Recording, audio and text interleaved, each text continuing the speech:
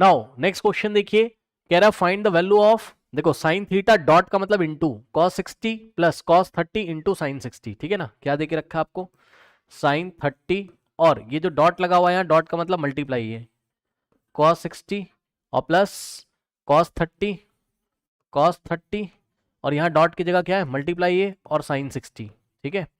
अब पहले तो ये वैल्यू निकाल लो, निकालने के बाद आपको ये बताना है, कह रहा है is it equal to sine 90 और कॉस 90। तो मेरी बात ध्यान से सुनो, ट्रिग्नोमेट्री टेबल से हम लोग को पता होना चाहिए कि साइन 90 कितना होता है, 1 होता है, ठीक, और कॉस 90 कितना होता है हमारा, 0 होता है। क्या मैं सही हूं भाई, साइन 90 1 होता है, कॉस 90 कितना होता है, 0 होता है। तो हमें ये चेक करना है कि इसकी वैल्यू कितनी आ रही, अगर तो 1 आ गई तो हम बोलेंगे साइन 90 के इक्वल, क्योंकि साइन 90 1 के इक्वल है, ठीक।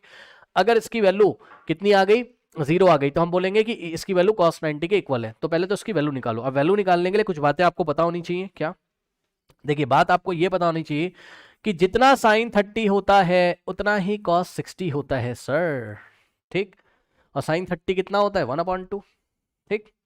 तो कॉस 60 भी 1/2। और सुनो, जितना साइन 60 होता है ना उतना ही कॉस 30 होता है, खत्म।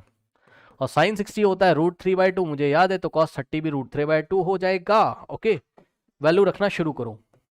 साइन 30 की जगह आप कितना रखोगे, जाके देख लो, साइन 30 कितना होता है आपका 1/2, तो 1/2 और इंटू कॉस 60 की जगह आप कितना रखोगे, कॉस 60 कितना होता है 1/2, तो यहां पर भी आपको रखना है कितना 1/2, और प्लस कॉस 30 की जगह आप कितना रखोगे, कॉस 30 कितना होता है √3/2, ठीक, यस, इनटू, और साइन 60 कितना होता है जाके देख लीजिए, ये भी √3/2 होता है, ये लीजिए, ठीक। अब सुनो ध्यान से, 1 × 1 होता है 1 और 2 2 होता है 4, और प्लस अब देखो √3 × √3 3 और 2 2 4, जब भी डिनोमिनेटर सेम होते हैं तो उस डिनोमिनेटर को ऐसे ही लिख लिया जाता है और ऊपर वाले नंबर को डायरेक्ट ऐड कर दिया जाता है।